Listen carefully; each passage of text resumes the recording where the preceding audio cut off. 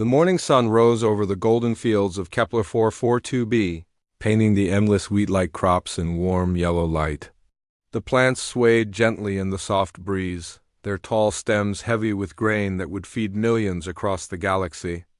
This was home to the Verdani, a peaceful people who looked like walking trees with bark-like skin and leaves that changed color with their moods. Elder Thornweave stood at the edge of New Grove City, watching the farmers tend their crops. His bark was old and weathered, marked with the deep lines that came from 300 years of life. His leaves had turned the soft gold color that meant he was content.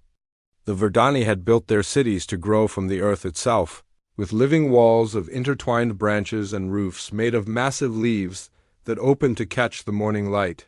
The children played among the crop rows, their young voices carrying on the wind. Their leaves were bright green with joy as they chased each other between the stalks. Some of the older children helped their parents, learning the ancient ways of making plants grow bigger and stronger. The Verdani had shared this gift with many worlds, teaching other species how to grow enough food so no one would go hungry. Thornweave smiled as he watched them. The Verdani had never known war. They had no weapons except farming tools. They had no armies except the volunteers who helped during harvest time. When other species fought, the Verdani would send food and medicine to both sides. They believed that kindness could solve any problem, that growth was better than destruction. That morning, like every morning for the past 50 years, the great communication dish at the center of the city sent out peaceful messages to the galaxy. They shared news about their crops, offered help to any world that needed food, and sent their beautiful growing songs that could make flowers bloom. Just by hearing them, Thornweave was listening to the morning reports when everything changed. The first sign was the light. The golden sunlight suddenly became dim, as if clouds had covered the sky. But when Thornweave looked up, he saw something that made his leaves turn the dark blue color of fear. The sky was filled with ships, massive black ships that blocked out the sun itself. The ships were unlike anything the Verdani had ever seen. They looked like giant insects made of metal, with sharp edges and glowing red lights. Some were as big as mountains, casting shadows over entire cities. Smaller ships buzzed around them like angry wasps, their engines leaving trails of red fire in the sky. The communication officer, a young Verdani named Seedling Brightbark, ran to Thornweave with panic in his voice. His leaves had turned completely black with terror. Elder, we are receiving signals from the ships. They demand our immediate surrender. Thornweave felt his own leaves darkening. What do they want? They call themselves the Scarf Dominion. They say this world now belongs to them. All Verdani are to report to collection points for work assignment. The words made no sense to Thornweave. Work assignment? The Verdani worked because they loved to grow things, not because someone forced them. Send a reply, he said. Tell them we are a peaceful people. Ask them what they need. Perhaps we can grow it for them. Brightbark's voice shook as he sent the message. The reply came back in seconds, spoken in a harsh voice that sounded like grinding metal. Peaceful species are weak species. You will work in our mines or you will die.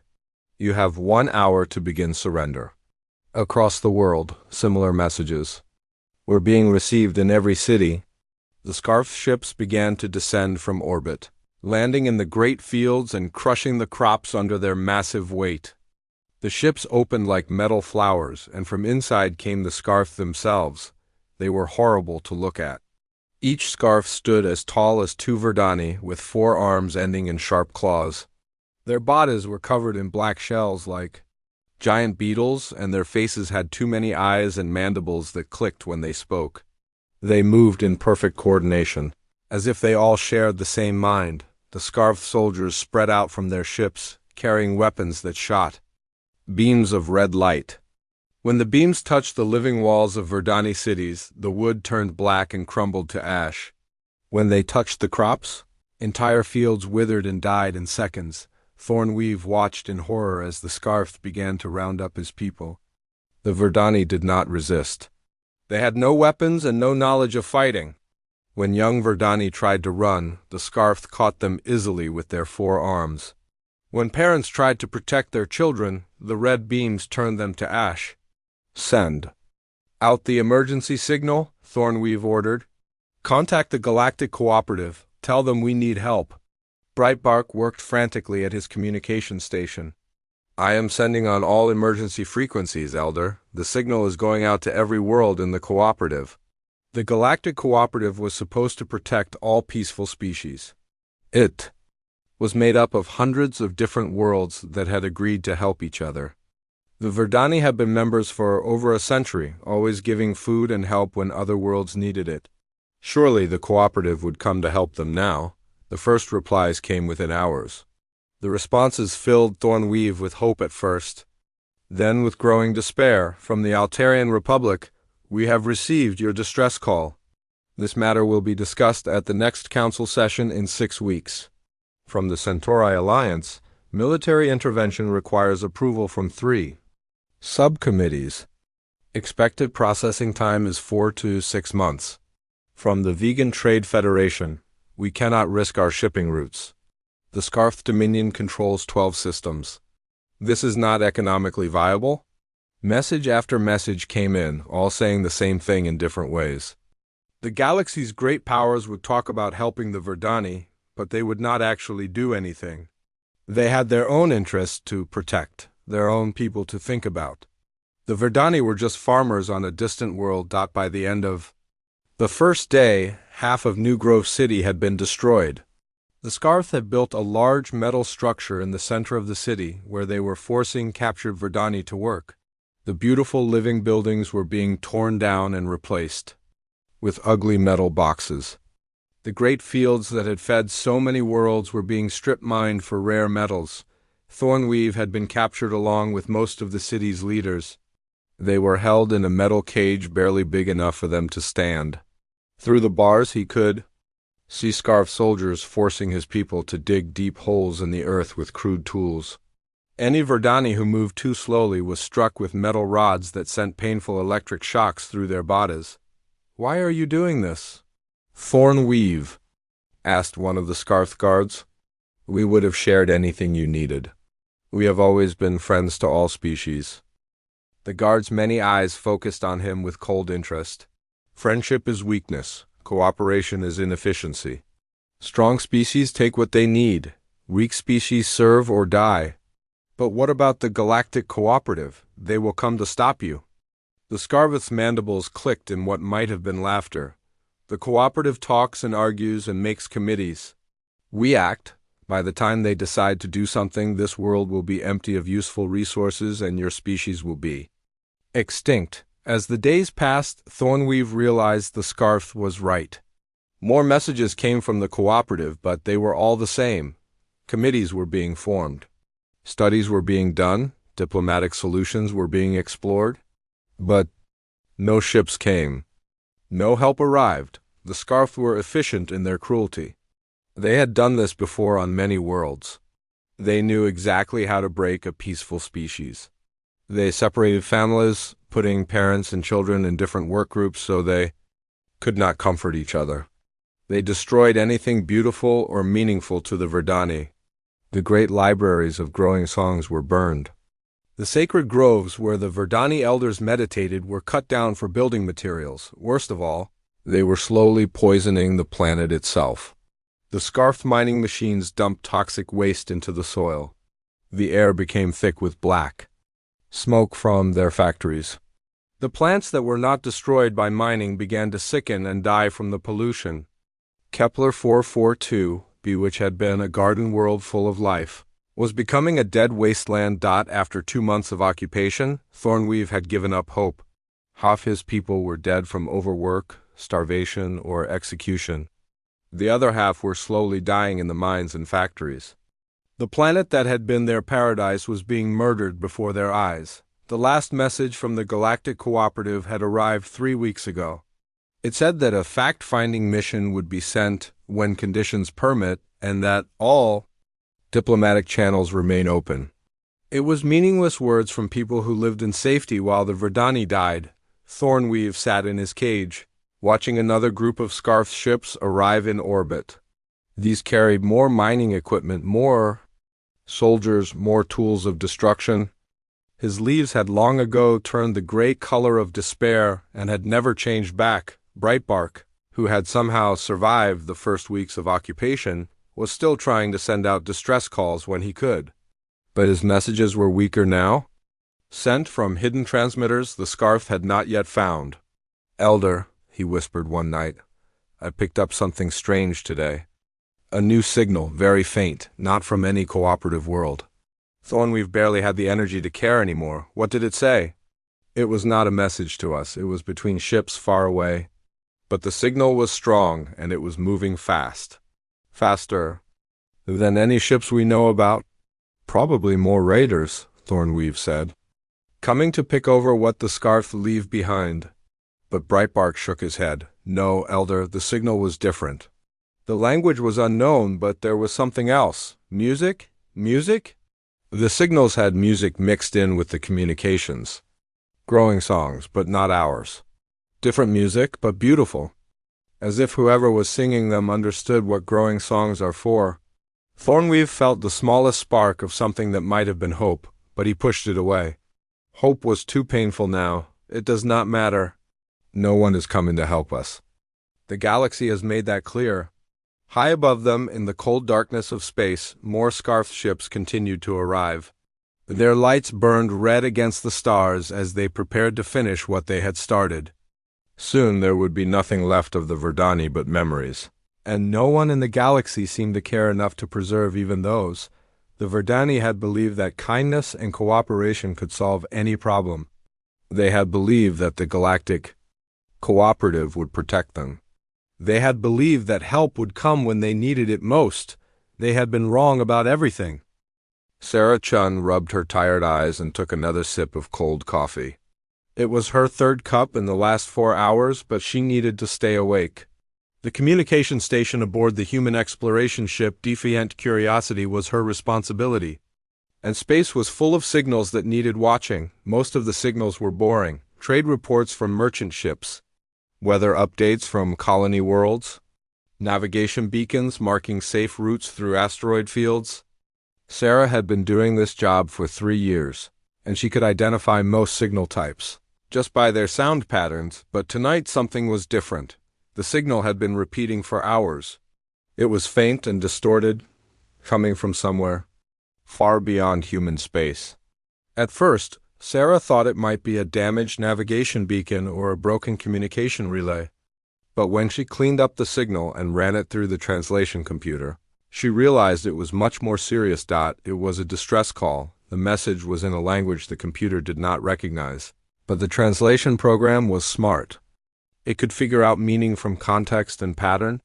After an hour of work, Sarah had enough to understand what she was hearing. "Help us. They came from the dark between stars. They destroy everything beautiful. They take our children for slaves. The sky burns with their ships. Please, anyone who can hear this, help us.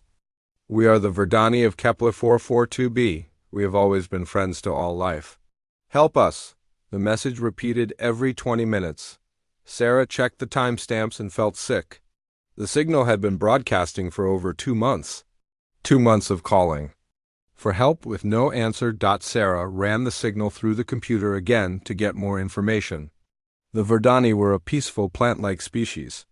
Their world was rich in rare metals and perfect for growing food. They had been members of the Galactic Cooperative for over 100 years and had never been in a war. The attackers were called the Scarf Dominion. Sarah had heard that name before in intelligence reports. They were raiders who moved from system to system, taking everything useful and leaving nothing alive. They had destroyed dozens of worlds in the last 50 years. Captain Rivera should see this, Sarah said to herself. She copied the signal and translation to a datapad and walked to the bridge. Captain Marcus Rivera was studying star charts when Sarah found him. He was a man in his 50s with gray hair and tired eyes. He had been exploring space for 20 years, longer than almost any other human. His ship was small and old, but his crew trusted him completely. "Captain, I need to show you something." Sarah said. Rivera looked up from his charts. What is it, Chun? Sarah handed him the datapad. Distress signal from a planet called Kepler 442b. They are under attack by something called the Scarfed Dominion. Rivera read the translation carefully. His face grew dark as he understood what had happened. How long has this signal been broadcasting? 2 months, sir, and there is more. I checked the Galactic Cooperative Communication Networks. They received the same signal. Multiple distress calls over the past 2 months. What was their response? Sarah felt angry just thinking about it. Committee meetings, diplomatic studies, risk assessments. They talked about it for weeks, but never sent any help. Rivera was quiet for a long moment. He had dealt with the Galactic Cooperative before. They were good at talking and making rules, but they moved very slowly when real action was needed. By the time they decided to do something, it was usually too late. Where is this planet? Rivera asked. Sarah called up a star map on the bridge display.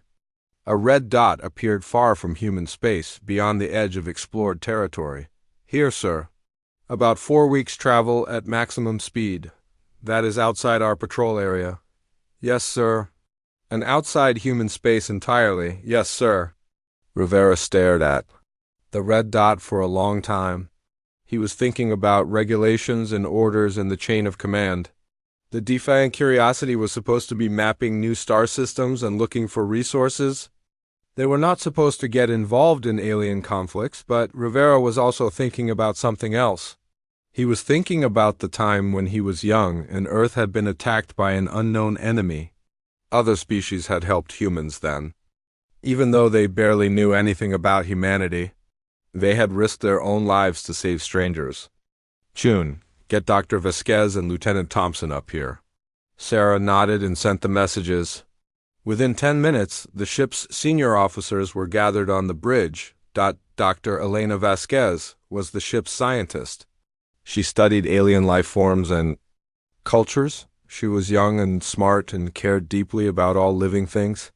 Lieutenant David Thompson was the security officer. He was a former soldier who had seen combat on 3 different worlds. Rivera showed them the distress signal and the translation. He watched their faces as they understood what had happened to the Verdni. Dr. Vasquez spoke first.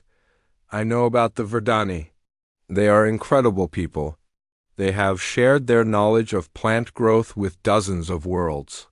Their techniques ended famines on at least 3 planets that I know of. What kind of people are they? Rivera asked. Peaceful, completely peaceful. They have no military at all. Their entire culture is based on growing things and helping others grow. They make music that can literally make plants grow faster and stronger. Thompson looked at the tactical data. The Scarfed Dominion is bad news, Captain. Intelligence reports say they have over 2,000 ships. They strip mine entire planets and enslave or kill everyone they find. Could the Verdani fight back? No chance. These people probably do not even have weapons. From what I am reading here, they use farming tools and their bare hands for everything. Dr. Vasquez pulled up images of Verdani culture on the bridge display. Rivera saw cities that looked like living forests, with walls made of intertwined trees and roofs made of giant leaves. He saw Verdani children playing in fields of golden grain. He saw a people who had built their entire civilization around the idea of helping things grow. They gave us hybrid corn seeds 10 years ago, Dr. Vasquez said quietly. Our agricultural colonies use Verdani techniques to feed millions of people. These are good people, Captain. They have never hurt anyone. Rivera looked at the star map. Again, Kepler 442b was so far away. Even if they left right now, it would take weeks to get there. The Verdani might all be dead by then. But the signal was still broadcasting. Someone was still alive. Someone was still hoping for help. Sir, Thompson said, this is not our fight. We have orders to explore the Centauri sector and report back to Earth Command. If we leave our patrol area without authorization, we could. All face court-martial, Rivera nodded. Thompson was right about the regulations. The chain of command existed for good reasons. Ships could not just go wherever they wanted without orders. But Thompson continued. Sometimes the right thing to do is not the legal thing to do. Rivera looked at his officers. Chun was young and idealistic. She believed in helping people no matter what the cost. Dr. Vasquez was a scientist who had spent years studying alien cultures. She understood better than anyone what the galaxy was losing when species like the Verdani were destroyed. Thompson was a soldier who had sworn an oath to protect innocent people. "We are one small ship," Rivera said. "The Scarf have over 2,000 vessels. Even if we could get there in time, what could we do against those odds?" "We could try," Chun said. "Maybe we could evacuate some survivors. Maybe we could get word to other human ships in the area." Rivera accessed the communication system and checked for other human vessels. The nearest was the cargo ship New Frontier, 3 days away from their current position. There was also the research vessel Isaac Newton about a week out, and the patrol ship Gettysburg was somewhere in the outer rim, location unknown. "Not much of a fleet," Rivera said. "It is better than nothing," Dr. Vasquez replied. Rivera made his decision. It was not the safe decision or the smart decision or the one that would keep him out of trouble with Earth Command. But it was the right decision. Chun, send coded messages to every human ship, station, and colony within 50 light years. Priority Alpha emergency protocols. What should the message say, sir? Rivera thought for a moment. He needed something that would make other human commanders understand the situation without explaining everything over potentially monitored channels. Tell them, remember the Alamo, remember Dunkirk. Remember that sometimes the right thing to do is the hardest thing to do. Coordinates follow. The references would be clear to any human commander. The Alamo, where a small group of fighters held out against impossible odds to buy time for others. Dunkirk, where every available ship had joined a rescue mission to save soldiers trapped on a beach. Both were times when ordinary people had done extraordinary things because it was right. "Sir," Thompson said, "if we do this, there is no going back. Earth Command will want explanations." "Then we better make sure we have a good story to tell them," Rivera replied. Chin worked at her station, sending the coded messages across human space. The signals would take time to reach their destinations and more time for ships to respond. But Rivera hoped that other humans would understand what needed to be done. "Dr. Vasquez, I want you to prepare everything we know about the Scarf. Tactics, technology, weaknesses if we can find any. If we are going to do this, we need to be smart about it. Thompson, check our weapons and defensive systems. I know we are not a warship, but we have some firepower. June, keep monitoring that distress signal. If it stops broadcasting, we need to know immediately."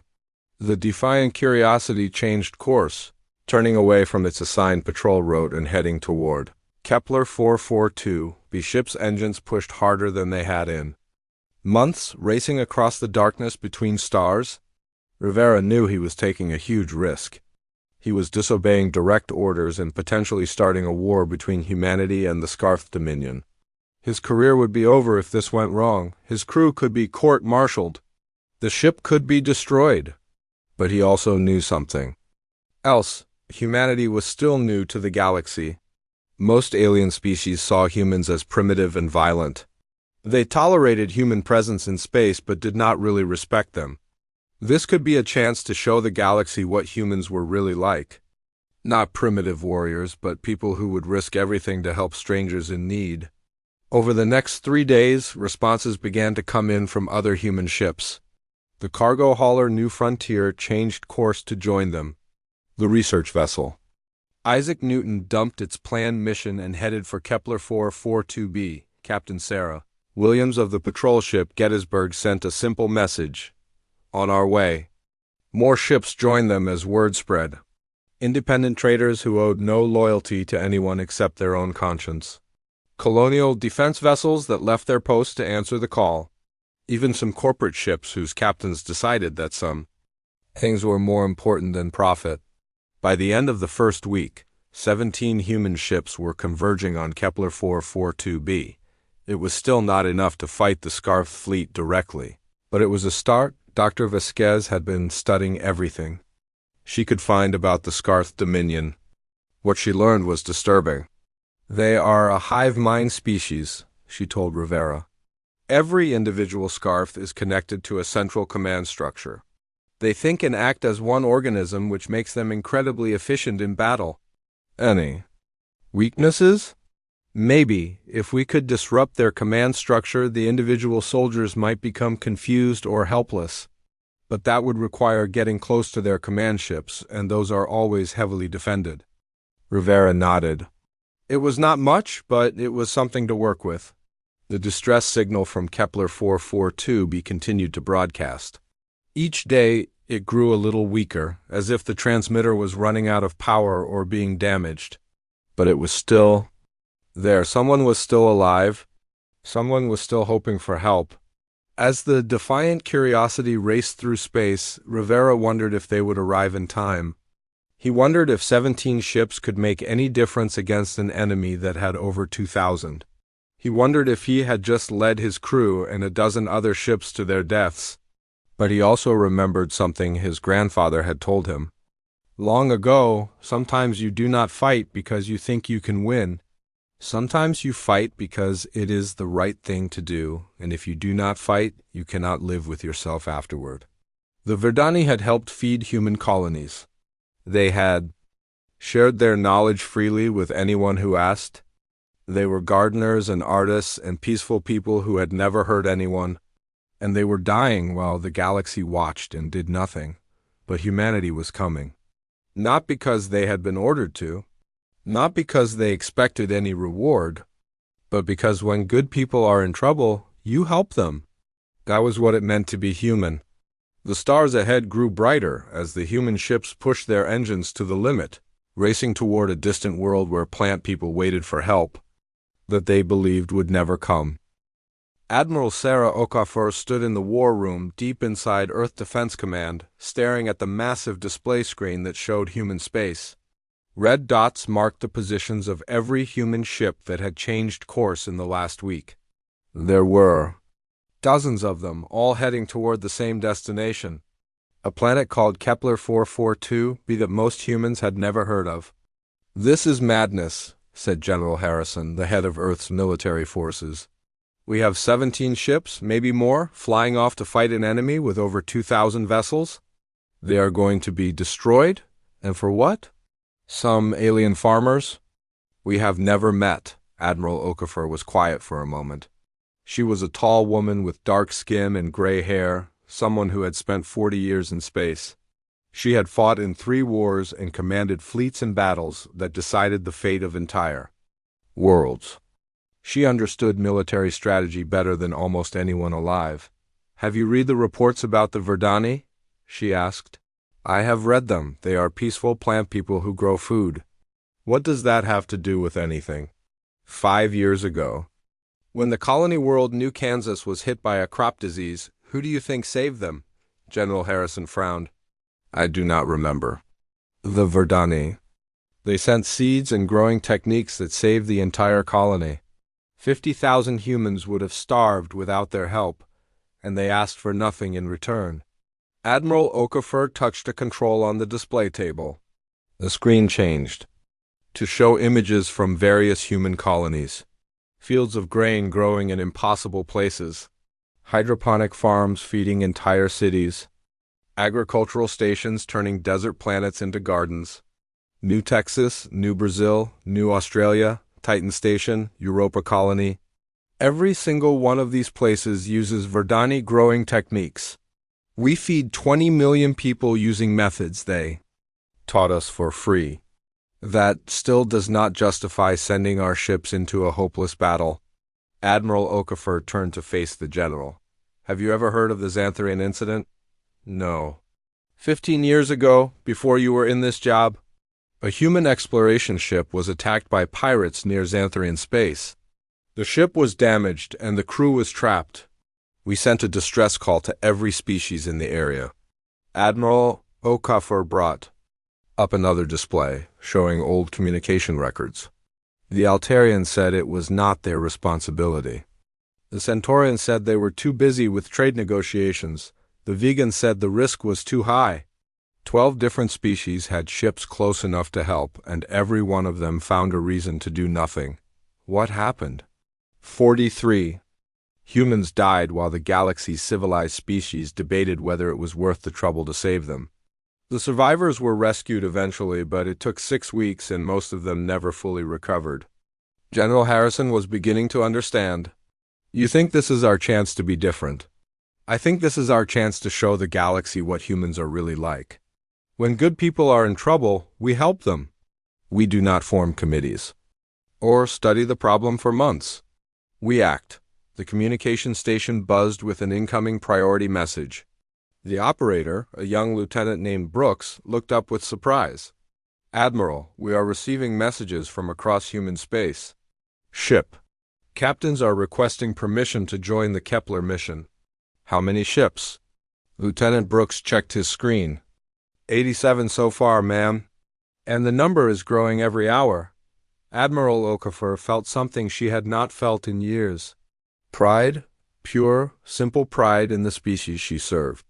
General, I am recommending to the United Earth Council that we make this mission official. You want to declare war on the Scarth Dominion?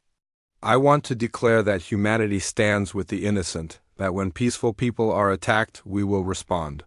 General Harrison shook his head. The Council will never approve it. Too risky, too expensive, too likely to make enemies we cannot afford to fight. Admiral Okafor smiled. Then I guess we will have to convince them. The emergency session of the United Earth Council was unlike anything in the history of human space government. Representatives from every major world and colony attended, either in person or by hologram. The debate was fierce and emotional. Ambassador Shun from the Luna colony spoke first. We barely have enough ships to defend our own worlds. We cannot afford to waste them on alien conflicts. These are not alien conflicts, replied Senator Williams from Mars. These are crimes against innocent people. If we do nothing, what does that say about human character? Representative Jackson from the Centauri colonies was angry. Character does not stop plasma cannons. Character does not protect our families when the Scarf decide to attack human worlds next. And what makes you think they will not attack? U.S. anyway? Asked Admiral Okafor. The Scarf respect only strength. If we show them we are willing to fight for our friends, they might think twice about making us their enemies. The debate continued for hours.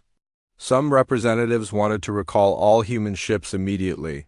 Others wanted to send the entire Earth Defense Fleet to Kepler 442b. Most wanted some middle ground that would satisfy everyone and accomplish nothing. Finally, President Martinez called for order. She was an older woman who had led Earth through 2 previous crises. She had the kind of authority that made people listen when she spoke. I have been reading reports about this situation for the past 12 hours, she said. I have also been reading about the Verdani people and what they have done for humanity. She activated a holographic display showing agricultural data from across human space. Food production on New Kansas increased by 400% after they started using Verdani techniques. The colony went from barely surviving to exporting food to 6 other worlds. Similar stories exist on dozens of human settlements. These people have helped us in practical ways that have saved millions of human lives. They did this freely, without being asked, without expecting anything in return. Now they are dying while we debate whether helping them is convenient. President Martinez paused and looked around the room at the assembled representatives. There are moments in history when a species defines itself. When we choose what kind of people we want to be, this is one of those moments. I am authorizing Admiral Okafor to coordinate with the human ships. Already en route to Kepler 442b. Any captain who wants to join this mission will be considered to be acting under official Earth defense authorization. The vote was closer than Admiral Okafor had hoped, but humanity committed to action. Within hours, the authorization codes went out to every human ship in space. Captains who had been risking court-martial were suddenly operating under official orders. The response was immediate and overwhelming. The cargo ship Big Sky dumped its load of mining equipment and converted its cargo bays into weapon mounts. The passenger liner Star Princess evacuated its tourists at the nearest station and joined the growing fleet. Even the tiny courier ship Quicksilver, barely big enough for a crew of 3, changed course for Kepler 442b. Captain Maria Santos of the heavy cruiser Buenos Aires received the authorization while her ship was on patrol near the outer colonies. She did not hesitate. Within an hour, her ship was pushing its engines to maximum speed, racing to join the others. "Why are we doing this?" asked her first officer, Commander Torres. "Because it is the right thing to do," Captain Santos replied. "And because if we do not do the right thing when it is hard, we have no right to call ourselves the good guys."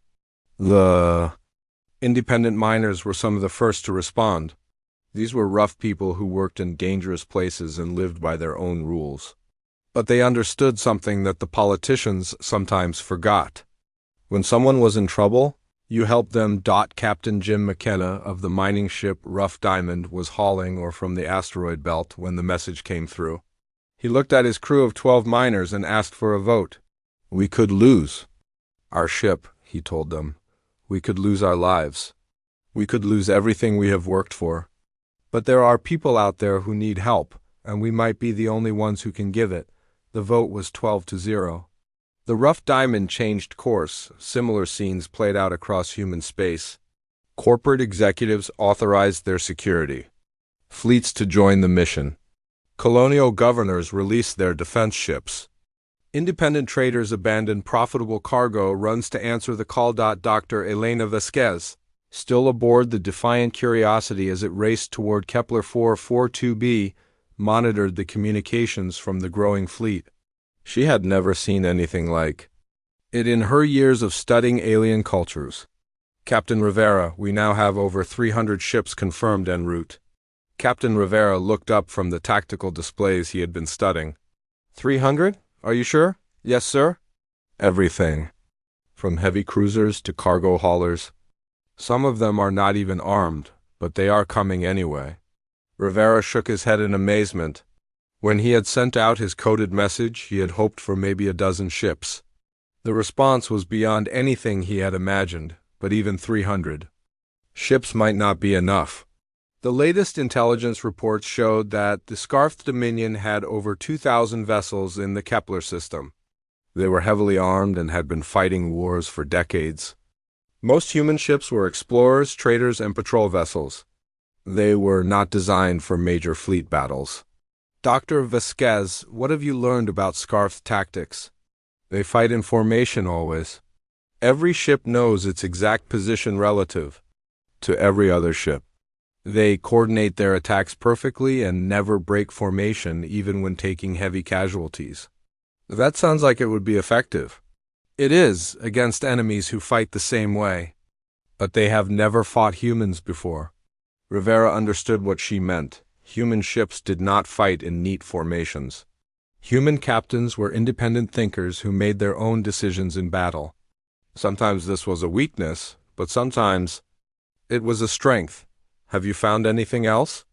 "Yes, the Scarf have trouble adapting to unexpected situations. Their hive mind makes them efficient, but it also makes them rigid. If something happens that they have not planned for, they have difficulty responding." Rivera smiled for the first time in days. "Then we need to make sure we do things they have not planned for." Meanwhile, the Galactic Cooperative was beginning to notice what was happening. Ambassador Thylix of the Altarian Republic contacted Earth directly, demanding an explanation for human ship movements. Admiral Okafor took the call personally. Ambassador Thylix appeared on the communication screen, his blue skin flushed with the color that meant he was angry. "Admiral, your species is mobilizing what appears to be a military fleet. Under galactic law, such movements must be reported to the Cooperative Council. We are responding to a distress call, Ambassador. I believe your people received the same call 2 months ago." Thylix's skin color shifted to the pale blue that meant discomfort. "The Verdani situation is being handled through proper diplomatic channels." "How is it being handled? What ships have you sent? What aid have you provided? The situation is complex. There are legal considerations, resource allocation issues, potential ramifications for regional stability." In other words, you are doing nothing while an entire species is being murdered. That is an oversimplification of a complex situation. Admiral Okafor leaned forward in her chair. Ambassador, let me simplify it for you. Good people are dying. Bad people are killing them. We are going to stop the bad people. If that violates your procedures, I apologize for the inconvenience. Admiral, this is madness. The Scarf Dominion has over 2,000 vessels. You will only provoke them into expanding their conquests. Then they will learn that attacking innocent people has consequences. Thylex's skin turned the dark blue color of genuine fear. You could start a war that spreads across the entire galaxy. Ambassador, the war has already started. The Scarf started it when they attacked the Verdani. The only question is whether the galaxy will fight back or hide and hope the monsters go away. The conversation ended badly, with Ambassador Thylex promising to bring the matter before the Galactic Council. Admiral Okafor was not worried. By the time the Council finished debating, the human fleet would already be at Kepler 442b across human space. The final ships were joining the fleet. The heavy cruiser Washington changed course from its patrol near the vegan border. The assault carrier Eagle abandoned its training mission and raced to join the others. Even the ancient battleship Midway, supposedly retired and used only for ceremonies, powered up its engines and headed for battle. Captain Sarah Williams of the patrol ship Gettysburg was among the first to reach the meeting point. Empty system. 2 light years from Kepler 442b. She watched in amazement as ship after ship dropped out of hyperspace. Military vessels, cargo haulers, passenger ships, mining craft, exploration vessels. Every type of ship humanity had ever built. I have never seen anything like this, her first officer said. None of us have, Captain Williams replied. This is what happens when humans decide something is important. Admiral Okafor arrived aboard her flagship, the heavy cruiser Indomitable. She took command of the fleet and began organizing the diverse collection of ships into something resembling a military force. It was not easy. The ships had different speeds, different weapons, different capabilities. Some were heavily armed warships. Others were barely more than flying trucks with improvised weapons welded to their hulls. But they all had one thing in common. They were all crewed by humans who had decided that some things were worth fighting for. Admiral, reported Commander Chun from the communications station. Final count is 312 ships. Admiral Okafor looked at the tactical display showing her fleet. It was the largest group of human ships ever assembled.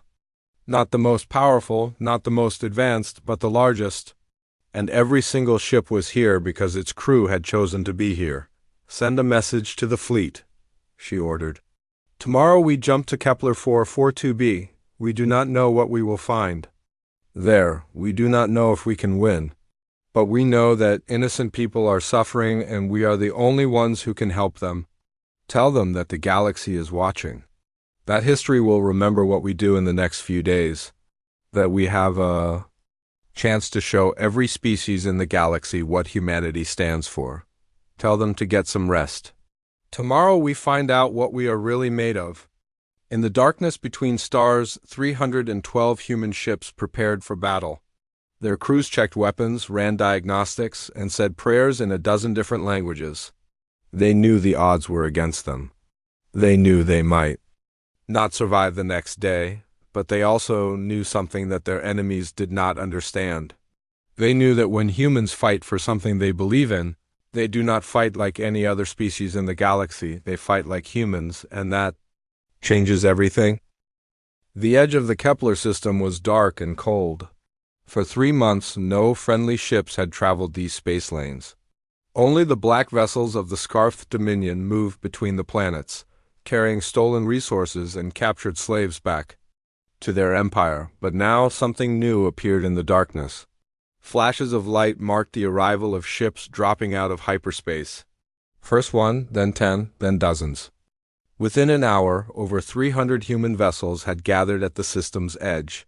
Invisible to Scarf sensors, but close enough to see the enemy fleet, Admiral Sarah Okafor stood on the bridge of her flagship, the Indomitable, studying the tactical display. The screen showed a nightmare. Red dots filled the space around Kepler 442b, each one representing a scarfed warship. There were so many that they almost covered the planet itself. How many?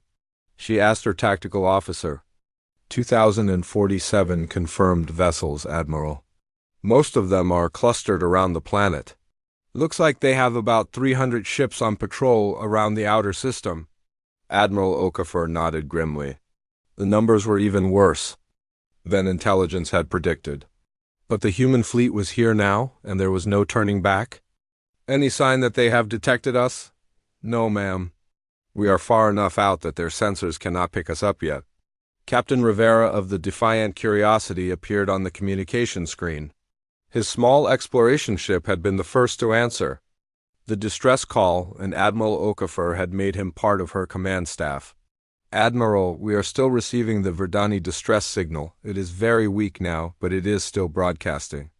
That means some of them are still alive, Admiral Okafor sighed. Dr. Vasquez, what can you tell us about the situation on the planet? Dr. Elena Vasquez appeared on another screen. She had been analyzing every piece of data they could gather about the Scarf occupation. The signals suggest that the Scarf have established major mining operations across the planet. They are strip mining for rare metals and using Verdani slaves as workers. Based on the pattern of communications, I estimate that maybe 20% of the original population is still alive. Admiral Okafor felt anger building in her chest. 20%. The Scarf had murdered 4 out of every 5 Verdani in just 3 months. Millions of peaceful people who had never hurt anyone. Admiral, said Commander Torres from the tactical station, we have identified the Scarf command structure. They have 5 major command ships, each controlling about 400 vessels. The largest one appears to be in orbit directly above the main population center. Weapons analysis? Heavy plasma cannons on all ships. Energy shields that can absorb significant damage. Their ships are designed for long campaigns and sustained fighting. Admiral Okafor studied the enemy formation. The Scarf were arranged in perfect geometric patterns around the planet. Every ship knew exactly where it was supposed to be. It was efficient and orderly, just like everything else about the Scarf.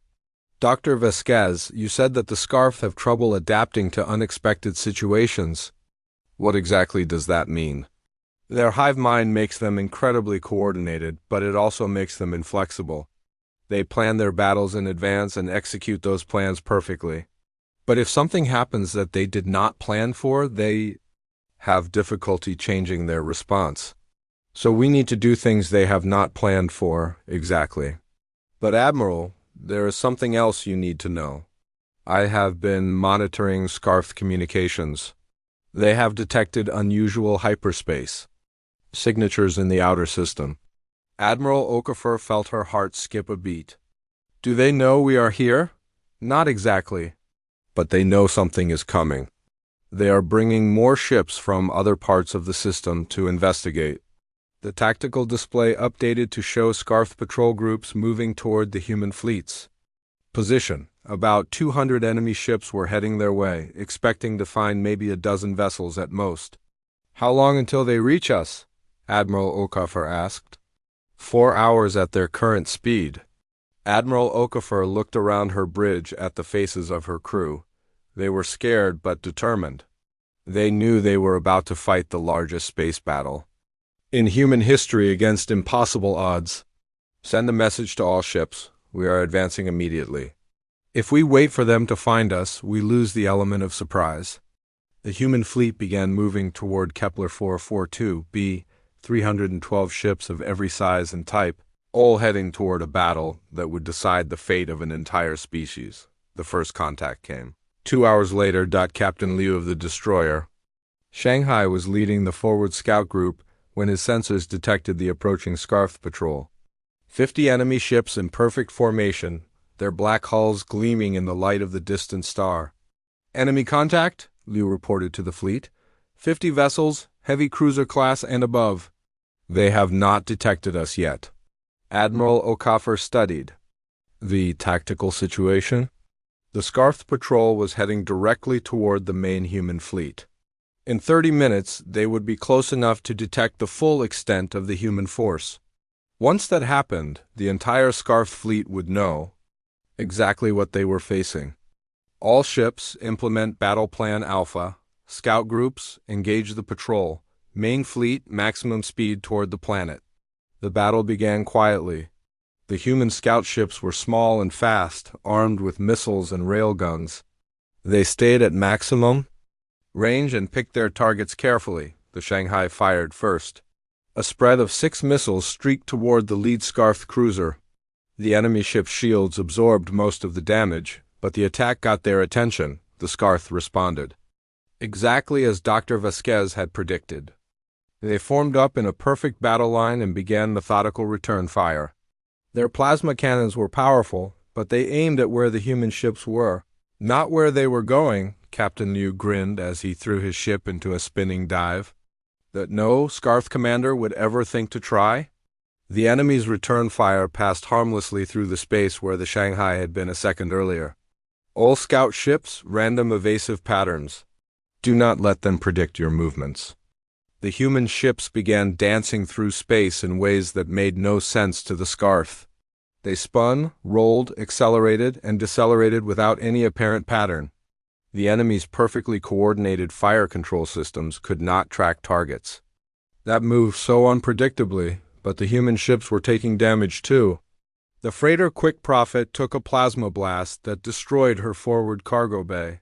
The patrol ship Vigilant lost her main engines and began drifting. The converted liner Star Explorer was hit 3 times and began venting atmosphere. We cannot hold them much longer, Captain Liu reported. We need support. Reinforcements coming, Admiral Okafor replied. Hold your positions for 10 more minutes.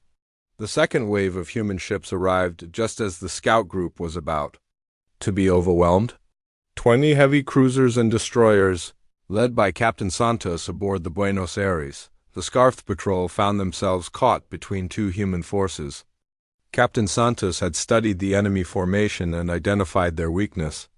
The Scarf ships were so focused on maintaining their perfect battle line that they could not respond quickly to attacks from multiple directions. All ships target the command vessel in the center of their formation. Concentrate all fire. 40 human ships opened fire on a single Scarf cruiser. The enemy's shields held for almost 30 seconds before collapsing. The ship exploded in a brilliant flash of light. The destruction of their command ship sent confusion through the Scarf Patrol. Without central coordination, the individual ships began firing randomly. Some tried to retreat. Others continued attacking the human scouts. A few just stopped moving entirely. Captain Santos pressed the attack. All ships, pick your targets. Do not let them reorganize. The battle lasted another 20 minutes. When it was over, 47 Scarf ships had been destroyed. The human fleet had lost 8 vessels with 12 more heavily damaged. But the real victory was not the ships destroyed. The real victory was the message that went out across Scarf communication networks. The patrol group's final transmission before being destroyed was simple but terrifying. Unknown enemy fleet. Estimated strength over 300 vessels. Engaging with unconventional tactics. Request immediate reinforcement. War Master Kepler of the Scarf Dominion received the message aboard his flagship, the massive dreadnought Death's Edge. He had been overseeing mining operations on the planet's surface when the report came in. 300 ships? He said to his tactical coordinator. What species fields 300 warships in this region? Unknown, War Master. The transmission was cut off before tactical analysis could be completed. Kepler looked at the tactical display showing his own fleet. Over 2,000 ships, the largest force the Scarf had ever assembled. Whoever these newcomers were, they would be destroyed easily. Recall all patrol groups to defensive positions around the planet. Deploy the first battle group to intercept the enemy fleet. How many ships, War Master? 500 should be sufficient. These aliens will learn what happens when they challenge the Scarf Dominion. Admiral Okafor watched the enemy response on her tactical display. 500 Scarf ships were moving to intercept the human fleet, leaving their defensive positions around the planet. "They are taking the bait," she said to her staff. "They think we are just another species that fights in formation battles." Captain Rivera nodded. Dr. Vasquez was right. They cannot adapt to tactics they have never seen before. Signal the fleet. We are going to show them something they have definitely never seen before. The main battle began 4 hours after the first contact. The Scarf fleet approached in perfect formation, 500 ships arranged in precise geometric patterns. Their plan was simple: use their superior numbers and firepower to destroy the human fleet in a single decisive engagement. The human fleet scattered. Instead of meeting the enemy in a traditional battle line, the human ships spread out across millions of cubic kilometers of space. They moved in small groups, never more than 5 or 6 ships together. When the Scarf opened fire, there were no concentrated targets for them to hit. Captain Williams of the patrol ship Gettysburg led her small group in a high-speed run around the enemy's flank. The Scarf tried to intercept her, but they had to break formation to do it. As soon as they did, Captain McKenna and his group of converted cargo ships hit them from the opposite direction.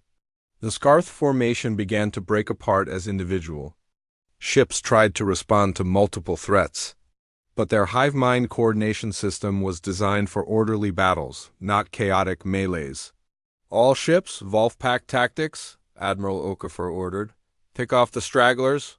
Do not let them regroup." The human ships began hunting like wolves. Small groups would identify isolated Scarf vessels and attack them from multiple angles. When the enemy tried to respond, the human ships would scatter and reform somewhere else. Captain Santos led the Buenos Aires and 3 destroyers in a direct assault on a Scarf heavy cruiser. The enemy ship's shields absorbed most of their fire, but it was forced to turn and fight, breaking away from its formation. As soon as the Scarf cruiser was isolated, Captain Liu arrived with the Shanghai and 4 other ships. They hit the enemy vessel from behind while its attention was focused on Santos. The cruiser's shields collapsed and the ship exploded. The battle raged for 3 hours. The Scarf had superior numbers and firepower, but they could not use either advantage effectively. Every time they tried to concentrate their forces, the human ships would scatter and attack from unexpected directions. But the human fleet was paying a price. The destroyer Miami was cut in half by a plasma blast. The cargo ship Big Dreams took a direct hit and simply vanished. The converted liner Royal Star was badly damaged and limping away from the battle. Captain Liu was making another attack run when disaster struck. 3 Scarf cruisers caught the Shanghai in a crossfire. The ship's shields failed and her hull began to crack. "Engineering reports critical damage," his first officer said. "We are losing life support." Liu looked at his tactical display. There was a Scarf command ship 2 kilometers away, coordinating the local enemy forces. If that ship was destroyed, the nearby Scarf would lose coordination for several minutes. "Set course for the command ship," Liu ordered. "Sir, we cannot survive another hit. We are not going to try to survive. All hands to escape pods. Prepare for ramming speed." Liu's crew looked at him with understanding. They had all volunteered for this mission knowing they might not come home. Now their captain was asking them to sacrifice their ship to save others. "Sir," said his weapons officer, "what about you? Someone has to steer the ship." "Get going." The Shanghai's crew abandoned ship in small escape pods while Yu remained on the bridge. He pointed his damaged destroyer at the Scarf command vessel and pushed the engines far beyond their safety limits. The Scarf commander saw the human ship approaching but could not believe what was happening.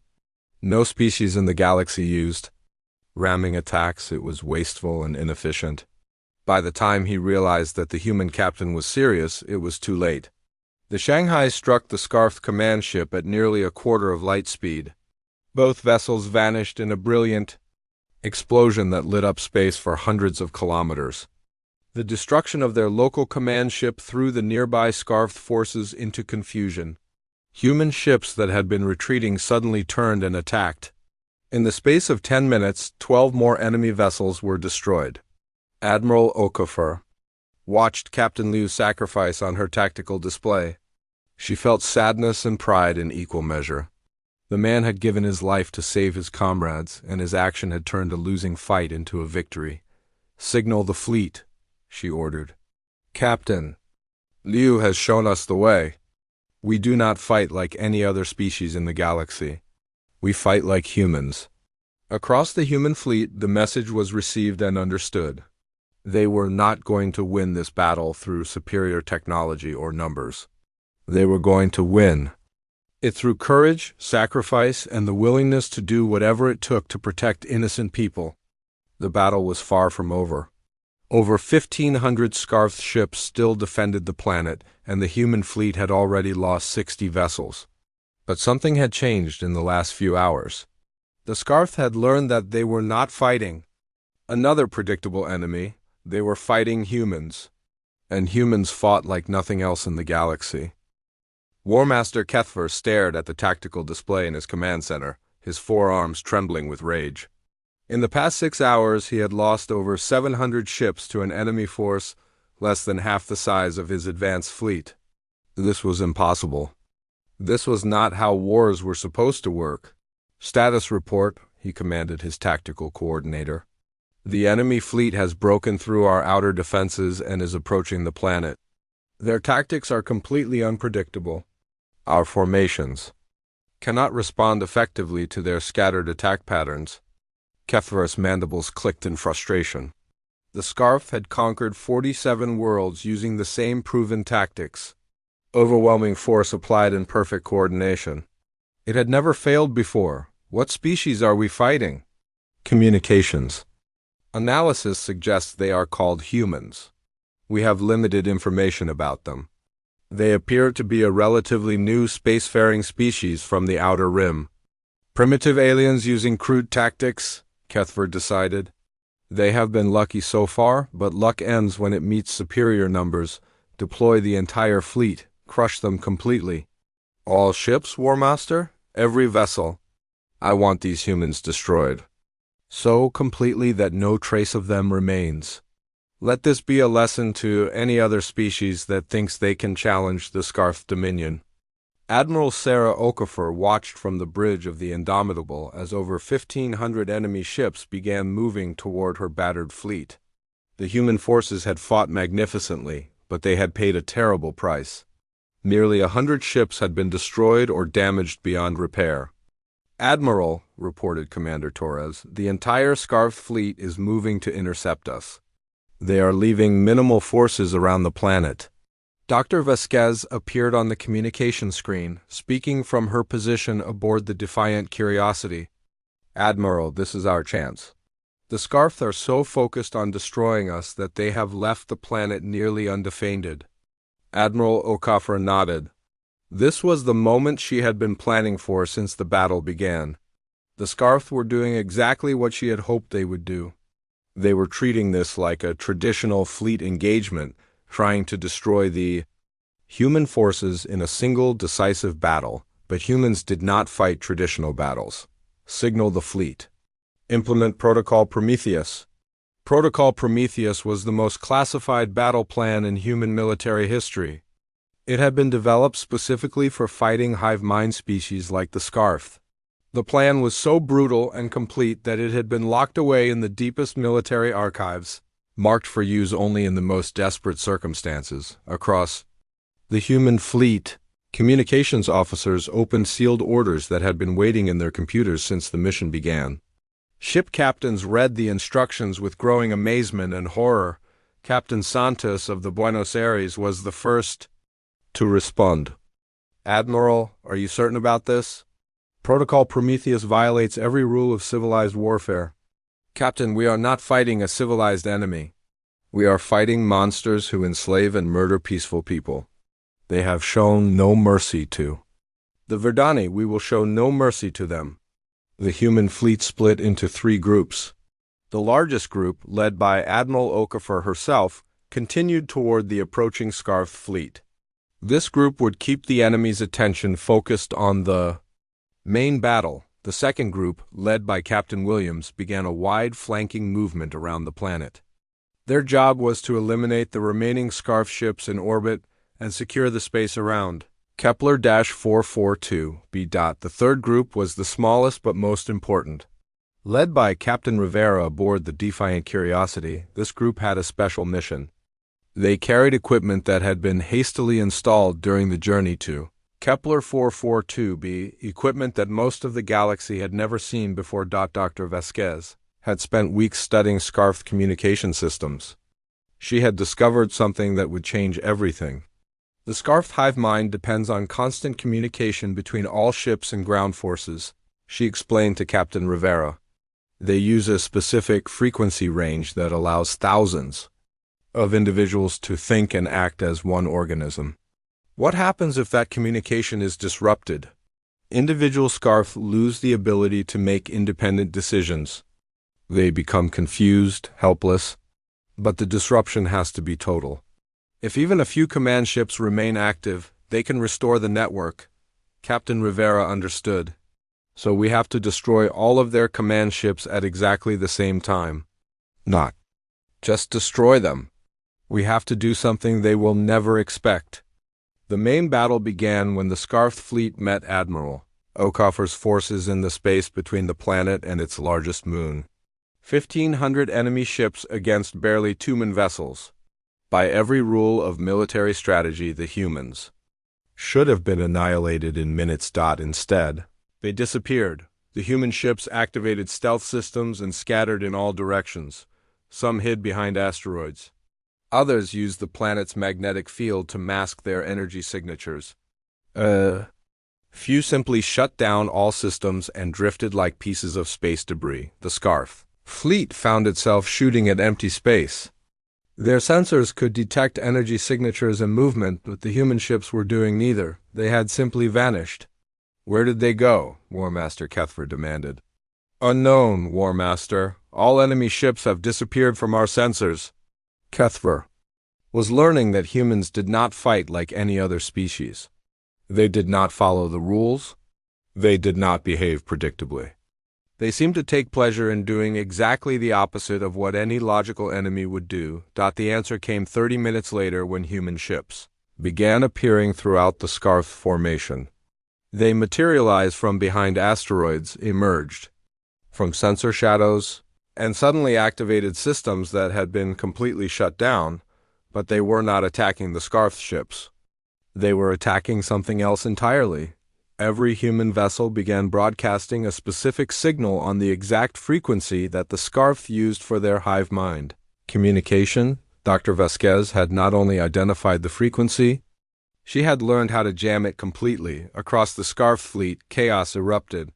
Ships that had been moving in perfect formation suddenly began drifting aimlessly.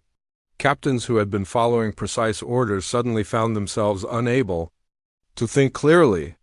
The hive mind that had made the Scarf so powerful was being torn apart by human interference, but Admiral Okoffer was not satisfied with just disrupting the enemy's communication. She wanted to destroy their ability to coordinate permanently. All ships target command vessels only, ignore everything else. The human fleet began systematically hunting down every Scarf ship that was still transmitting command signals.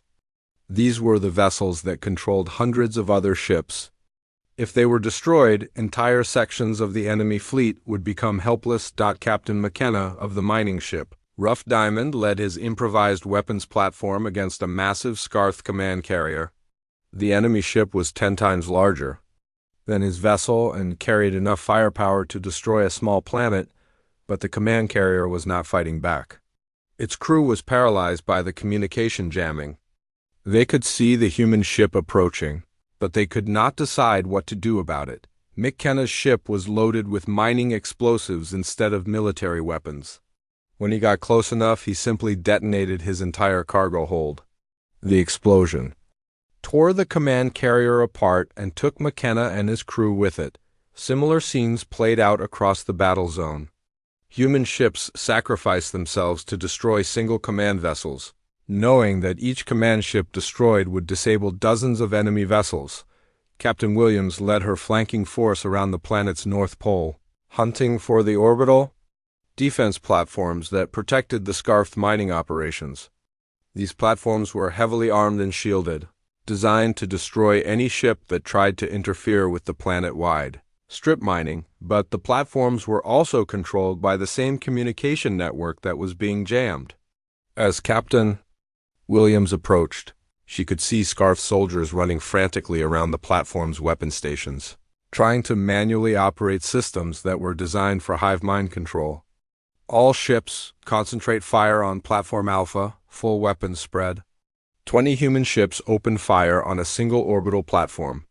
The structure's shields held for almost a minute before collapsing. The platform exploded in a massive fireball that lit up the planet's night side. One by one, the orbital platforms were destroyed. The space around Kepler 442b, which had been controlled by the Scarf for 3 months, was suddenly free on the planet's surface. Elder Thornweave felt the ground shake as another orbital platform exploded above them. He had been working in the mines for so long that he had almost forgotten what hope felt like. But now, for the first time in months, something was happening that the Scarf had not planned. "Elder," whispered Brightbark, who had somehow managed to keep a hidden communication device working, "I am detecting new signals in orbit. Unknown ships are attacking the Scarf fleet." Thornweave's leaves, which had been gray with despair for months, began to show the faintest hint of green. Who would come to help us? The Galactic Cooperative abandoned us long ago. I do not know who they are, but they are winning. The Scarf orbital stations are being destroyed one by one. Around them, Scarf guards were acting strangely. Instead of their usual mechanical efficiency, they seemed confused and disorganized. Some were running in circles. Others had simply stopped moving entirely. Captain Rivera led his special mission, grouped directly toward the planet's surface. His ships carried the most important part of Protocol Prometheus, ground-based jamming stations that would make the communication disruption permanent. But first they had to eliminate every Scarf presence on the planet itself. The Defiant Curiosity and 12 other ships entered the planet's atmosphere in a screaming dive that would have been suicide against an organized defense. But the Scarf surface forces were as confused as their space fleet. Anti-aircraft batteries fired randomly or not at all. Dr. Vasquez monitored the enemy communications as they descended toward the main mining complex. "Captain, the Scarf ground forces are trying to restore their communication network manually. If they succeed, they could regain control of their orbital fleet. How long do we have?" "Maybe an hour before they figure out a workaround." "Captain." Rivera opened a channel to his small fleet. "All ships, this is our only chance. We eliminate every Scarf on this planet in the next 60 minutes, or they will recover and destroy the main fleet." The human ships spread out across the planet's surface, hunting down every Scarf installation they could find. They were not just liberating the planet.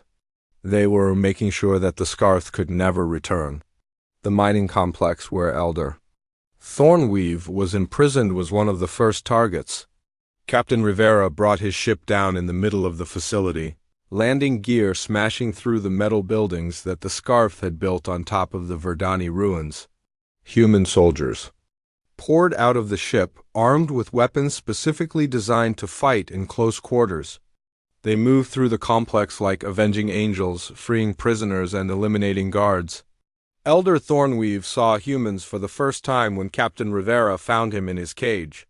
The human was smaller than a Verdani but moved with a deadly efficiency that the peaceful plant people had never seen before. "We are here to help," Captain Rivera said, using a translation device. "Can you walk?" Thornweave's leaves were turning bright green for the first time in months. "You came. After all this time, someone actually came. We are sorry it took so long. We came as fast as we could." All across the planet, similar rescue operations were taking place. Human ships landed at every mining site, prison camp, and Scarf facility. The enemy forces, cut off from their command structure, were unable to coordinate any effective resistance. Some Scarf tried to surrender, but the humans ignored them. Dr. Vasquez had made it clear that the Scarf were biologically incapable of true surrender. They would simply wait for an opportunity to rejoin their hive and continue fighting. Captain Santos led a ground assault on the largest Scarfed fortress, a massive structure built on the ruins of New Grove City. The fortress was defended by hundreds of Scarfed warriors, but they were fighting as individuals instead of a coordinated force. "Remember what these monsters did to innocent people," Santos told her soldiers as they prepared for the final assault. "No mercy, no prisoners, we end this here." The battle for the fortress lasted 6 hours. When it was over, there were no living Scarf left on Kepler 442b in space. The main battle was reaching its conclusion. Admiral Okafor's fleet had destroyed every Scarf command ship they could find. The enemy fleet, once a perfectly coordinated fighting force, had become a collection of individual ships with no central control. Most of the Scarf vessels had simply shut down, their crews unable to function without constant guidance from the hive mind. Others had tried to retreat but were hunted down by human ships that showed no mercy. War Master Kepler, trapped aboard his flagship with no way to communicate with the rest of his fleet, finally understood what he was facing. These humans did not fight wars. They fought exterminations. His ship was surrounded by human vessels that fired constantly but did not try to board or capture. They wanted him dead, not defeated. They wanted his entire species to understand that attacking innocent people would have consequences. The Death's Edge exploded with all hands aboard. When the battle ended, not a single Scarf ship remained in the Kepler system. Some had been destroyed. Others had been disabled and left drifting in space, their crews dead or dying. A few had tried to escape to hyperspace but had been caught and destroyed by human pursuit ships. Admiral Okafor stood on the bridge of the Indomitable, looking at a tactical display that showed no enemy contacts. For the first time in days, space around Kepler 442b was peaceful. "Admiral," reported Commander Torres, "we are receiving a transmission from the planet's surface. It is Elder Thornweave of the Verdani." The main screen showed the interior of what had once been a Scarf command bunker. Elder Thornweave stood among the ruins, his leaves bright green with joy and relief. Behind him, other Verdani were emerging from hiding places where they had survived the occupation. "Thank you," Thornweave said, his voice carrying across space to the human fleet. "We had given up hope. We believed help would never arrive, but you came anyway." Admiral Okafor felt tears in her eyes. "We are sorry we could not come sooner. Too many of your people died while we were getting here. You came when no one else would. You fought when no one else could. That is all that matters now." Dr. Vasquez appeared on another screen, speaking from the planet's surface. "Admiral, we have established contact with Verdani survivors across the planet. The Scarf destroyed most of their cities and killed about 80% of the population. But the survivors are already talking about rebuilding. What do they need? Medical supplies, food, construction materials. But most of all, they need time to heal." Admiral Okafor nodded. "They will have all the time they need. Signal Earth Command. Tell them that Kepler 442b is now under human protection." News of the Battle of Kepler 442b spread across the galaxy faster than any government could control. The story was too big, too shocking, too important to be hidden. A species that the Galactic Cooperative had written off as acceptable losses had been saved by humans who traveled hundreds of light years to fight an enemy they had never met. The human fleet had not just won a victory. They had won so completely that they had rewritten the rules of galactic warfare. The Scarf Dominion, learning that their largest fleet had been completely destroyed, abandoned 3 other conquest campaigns and retreated to their core worlds.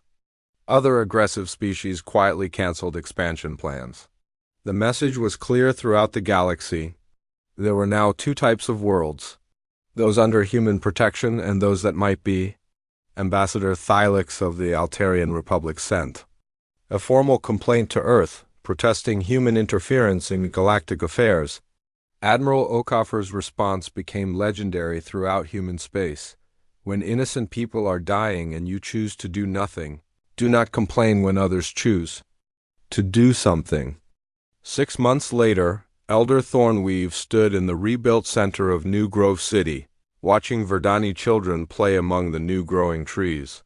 The city was different from what it had been before, stronger, more beautiful, built with help from human engineers who understood that some things were worth protecting. A human ship appeared in orbit, bringing medical supplies and messages from Earth. The humans had kept their promise. Kepler 442b was under their protection now, and the humans took their promises seriously. Thornweave's leaves turned the golden color of deep contentment as he watched the children play. When other species asked him about humanity, his answer was always the same. They came when no one else would. They fought when no one else could. And they left nothing standing between us and freedom. The galaxy would remember the Battle of Kepler 442b for 1,000 years, not just as a military victory, but as the moment when humanity defined itself. The moment when a young species showed the ancient powers of the galaxy what it really meant to be civilized. Help had arrived. And it was absolutely terrifying. But if you were innocent, if you were peaceful, if you were just trying to live your life and grow your gardens and raise your children, it was also the most beautiful thing in the universe. Because now you knew that somewhere in the dark between, the stars humans were watching. And humans did not abandon their friends.